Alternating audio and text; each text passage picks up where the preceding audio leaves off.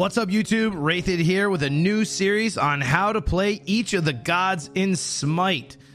This one's going to take me a little bit of time. I'm going to try and run through some of the better ones, mostly in the jungle, because that's what I know the best.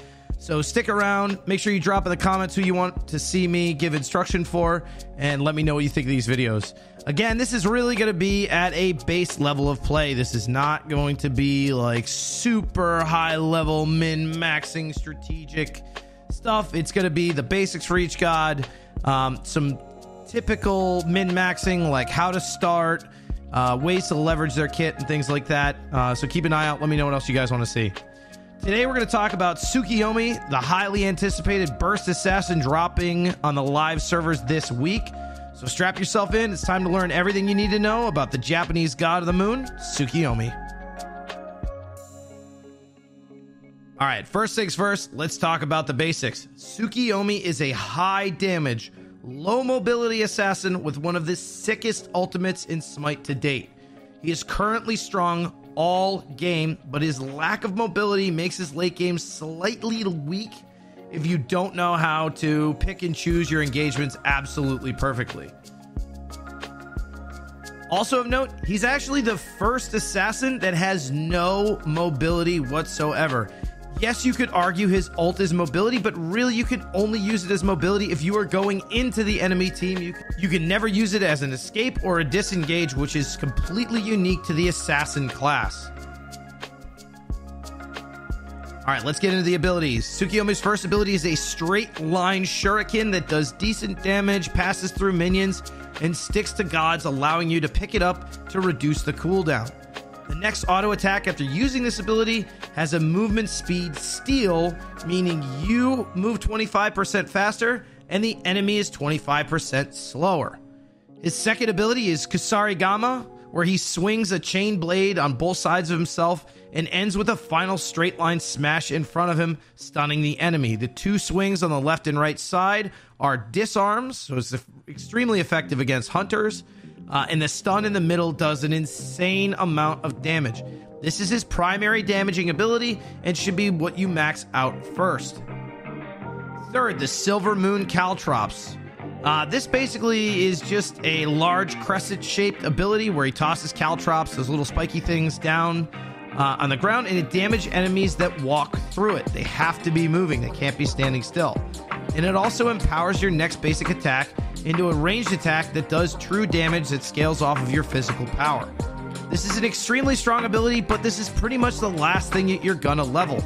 The more important ones are maxing the 2, the ult, and the 1, and this is usually kind of an afterthought. Lastly, the ultimate, Piercing Moonlight.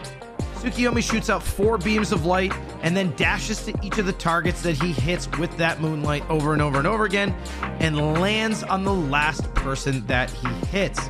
For this ability, it is extremely important that you are very aware of what you are shooting. It is not the kind of ability where you could just fling out damage. That last shot in particular is where you're gonna end up. And the difference between a good Tsukuyomi player and a bad one is what they do with that last shot.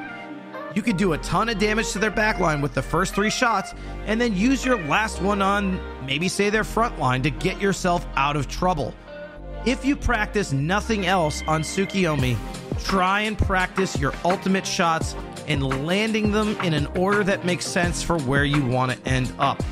We already kind of touched on the ability leveling order, but I like to max my 2 first, then my ult, then my 1, then my 3. When I say max my ult, I mean anytime I can get a point after I've maxed my 2, I level my ult. All right, let's get into how to do the different Tsukuyomi combos. The Ganking combo is pretty straightforward. You basically show up, whether it's with a blink or just walking over to the enemy, and you use your 2. After you hit the stun from the 2, this allows you to confirm the damage from your 1 and also pick the shuriken back up while you're ganking. So you 2 and then 1, hit them with the auto attack to slow them, and then toss your 3 down to cut off their escape. If it's a god with mobility, like let's say on her, and he leaps away from you, you'll hang on to your ultimate to clean up and chase the kill down. At this point, your 1 should also be back off cooldown after you've ulted, and you can use that to slow them and confirm your damage as well. That said, in team fights, it's a little different. you want to play hard flanks and be very patient about how you engage. You have to wait for the fight to start. If you engage too early, it is very easy for the enemy team to turn on you, dump their CC into you, interrupt your abilities, and crush you before you have a chance to get your damage off. You want to lead with your blanket abilities and then use your ult to immune CC and mitigate damage. So I'll roll up on a team fight, I'll blink in, I'll use my 2, my 1, my 3, and then I'll use my ult to confirm the kills in the backline. In certain situations, you can lead with the ultimate when you're in team fights, particularly if you're on the other side of a wall, you need to get to a team fight quickly, you can't path around an obstacle, or you would be walking into trouble if you tried to path into the team fight, or you can't blink. But it needs to be to disorient the other team, and you need frontline on the same page as you. Your tanks need to know that you're going to be ulting, because they have to shake things up and get in there and mix up and disperse the carries before you come through the wall. Otherwise, the same thing's going to happen. You're going to get turned on and exploded. Tsukuyomi's damage does not come out quickly. You have to hit that channeled ability of the 2 to really do most of the damage and be effective. Tsukuyomi is also a great siege deterrent with his ranged autos, his 1 doing massive damage from range, and his caltrops, which you can throw down where the enemy ADC is going to be standing when they try and auto a Phoenix or a tower. And his ultimate is a massive deterrent. The second that you fire that off, the enemy team, I guarantee, will disengage off of an objective, expecting the big damage to come out and having to deal with you once you come through. All right, guys, let's talk a little bit about ganking and team fighting. Tsukuyomi is a hard flanker and does well when you are looping into the back of team fights. If you think of the center of a team fight like the center of a clock, the position that you want to attack from is in the 9 to 3 range, and ideally 10 to 2 if you can. What this means is you can actually walk up to the enemy carries from behind after their tanks have been spread out from the backline. This allows you to get up in their face, get your kit off quickly without being seen. If you come from a position where the enemy team can see you, it is infinitely harder to get off a successful gank or do well in the team fight without blowing your ultimate to try and chase down somebody that has gotten spooked before you got there. All right, let's get into a quick build. This is a build that I like for Tsukuyomi, but feel free to feel out your own builds. I even ran a crit build and it worked. I think he's strong enough that you can pretty much build whatever you want. I think crit Hydras would be kind of fun, especially since those ranged autos from your 1 and 3 can actually crit. So if you pop one of those with a Hydras proc and some power, you could one-shot somebody from a really long range. But like I said, make sure you experiment with your own builds. It's basically full power. There's nothing wrong with building a little bit of defense. But this is what I ran the other night, and it seemed to do extremely well. I think it's also one of those builds where if all you do is ult the entire enemy team as a fight starts, you end up doing enough damage that even if you die after you use the ability, you're pretty much having a significant impact on the team. It's kind of like Susanoo ult, right? Where if you just hit everybody in the team fight with his ultimate and half ult the squishies, you've done your job. So first we start off with Warrior Tabby. It's pretty standard. Next we go Crusher. This is actually really good on Tsukuyomi because it's great for his clear and for damage, and also it gives him a little bit of auto attack speed, which is nice when you're clearing camps and don't have abilities up. You can use it to maximize his cleave, which you get after auto attacking once or twice, and allows you to clear the camps pretty quickly. Next up is Transcendence. This is kind of a religious discussion. A lot of people don't like building trans anymore. I still think it's a fantastic item. It gives you cooldown and power. It's not that hard to stack in the jungle. It's about as hard to stack as an Assassin's Blessing, so not that difficult. And it's all around, for the cost and what you get out of it, it's pretty good. Especially since, later in the build, we're going to go with a Heartseeker. That combined extra mana that you get will be nice to contribute to the passive. Next up is Soul Eater. This is probably the most controversial item on my list of the builds because I like the percent pen, I like the CDR, and the ability lifesteal is actually low-key a little busted when you're ganking, and especially in late-game teamfights. If you engage and you get turned on a little bit, you get down to half health, and then you bust out your ultimate on a couple of carries, this thing can basically full heal you with all that damage that you do, especially if you hit multiple targets. So it's one of those things that allows you to stay in fights, get your abilities off more often, and do a ton of damage even to the tanks. So I really like Soul Eater. It's not that hard to stack either, especially because you can get stacks on it from assists. Definitely looking at picking this one up. I like it a lot for ability-based junglers right now, especially ones who really have to get in and mix it up like Tsukuyomi or Pele. Next up is Erendite, CDR and power. I mean, this is a pretty standard item. I like the cost of it. I like the CDR. I like the power that you get from it. I think it's like 70 power. It's pretty crazy.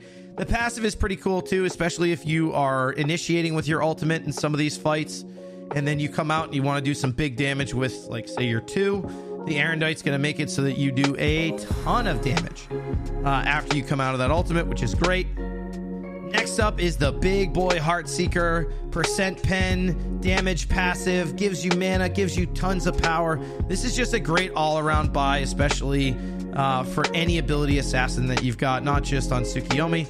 It's a little on the expensive side. It's slightly more than Erendite. I guess you could probably argue switching whether or not you build Erendite or Heartseeker first, based on whether or not you want the cooldown or you want the extra damage and percent pen from Heartseeker.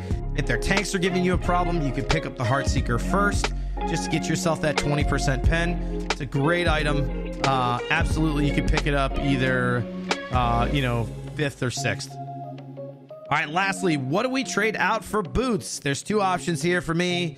Personally, I like the Bloodforge because if you do hard engage, if you do go for the backline and you go for a blow-up kill, this thing could be the difference between you getting out with the passive that makes you faster and gives you a little shield and dying. If you combine this with the lifesteal from Soul Eater and Bloodforge, you can actually heal yourself pretty significantly as long as you don't get anti-healed just by using the ultimate on some of the carries. It's really impactful. That said, it is not the only item that you can buy here. I actually like picking up a Titans if tanks are a problem. With the Titans plus the passive on top of it, you're doing like 60% pen, even on a tanky target when you use the Titan's Bane. So you could ostensibly chunk. So really, if you're on a Phoenix defense and you don't want to engage and their tank comes up and does a blink or something like that, you could absolutely smash them with your 2 if you have the Titans. It really depends on what's needed for the team fight. If you have to get into the back line and do a bunch of damage to their carries, I would go the Bloodforge. If you don't and the tanks are a real problem and you just want to get off as much damage in a team fight as possible to all the characters, then I would run the Titan's Bane. That said, within this build, there are a couple optional places you can put other items. Generally 4th or 5th after the Soul Eater and the Trans. If it's real apparent that I'm getting turned on by their physical carries in the backline and they just kind of blow me up, I'd like to go like a Void Shield or something like that gives me a little bit of tankiness but doesn't sacrifice too much on the damage side.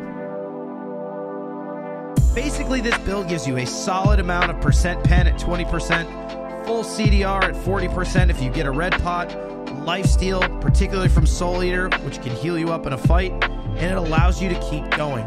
This is just a heavy burst damage character that needs to get in, do his damage, and disrupt team fights. Well, guys, that's it for a quick how-to on Tsukuyomi. Remember to watch your positioning in fights and experiment with how you gank.